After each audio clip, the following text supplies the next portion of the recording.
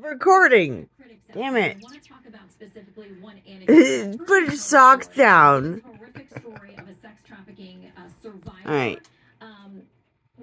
No. This story happened, that she is actually who she is, says she is, and that this happened. The question is about the timing and the implication of you telling the story. The New York Times has this: none of this happened during President Biden's administration, but that didn't stop the first-term senator from strongly implying that the president could have somehow prevented it from happening, using rhetoric that seemed calibrated to inflame public fears about immigration.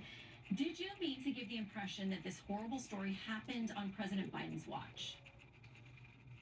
No, Shannon, look, I very specifically said this is what President Biden did during his first 100 days. Minutes after coming into office, he stopped all deportations, he halted construction of the border wall, and he said, I am going to give amnesty to millions. Those types of things act as a magnet to have more and more people here. I then said in his first 100 days, he had 94 executive actions, and those executive actions didn't just create the crisis, they invited it. I then contrasted it with my first 100 days.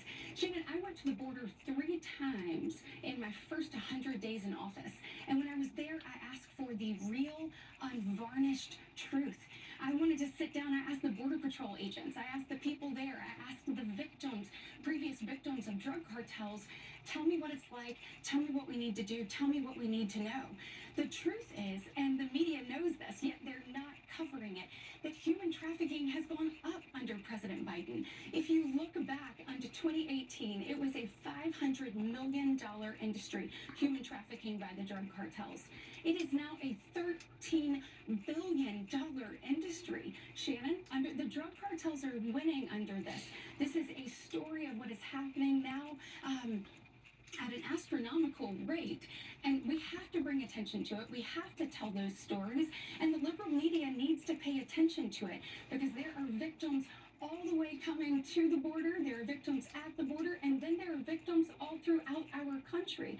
And to me, it is disgusting to try to silence the voice of telling the story of what it is like to be sex trafficked, when we know that is one of the things that the drug cartels are profiting most off of. But to be clear, the story that you relayed is not something that's happened under the Biden administration, that particular person.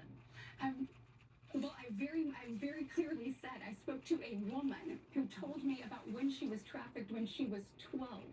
So I didn't say a teenager. I didn't say a young woman, a grown woman, a woman when she was trafficked when she was 12.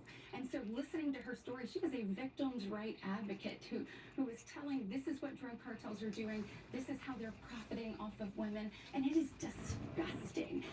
And so I am hopeful that it brings some light to it, and we can actually do something about human trafficking, and that's what the media actually decides to cover. Okay, I want to ask you about, you have endorsed President Trump. You did that back in My November. God. A lot of folks think the GOP put you out there this week because they need to connect with suburban women. It's a place where he's lacking and where they've had trouble. CBS has a new poll analysis says Here we the go. issues of abortion and... So, yeah, not only are the cartels winning, but the fucking politicians are winning, because they're getting all the little children to, freaking sacrifice and fucking all this awesome shit for them. Yeah. It's not only the cartels, it's the fucking Biden himself is profiting. So, yeah. Take that and digest it.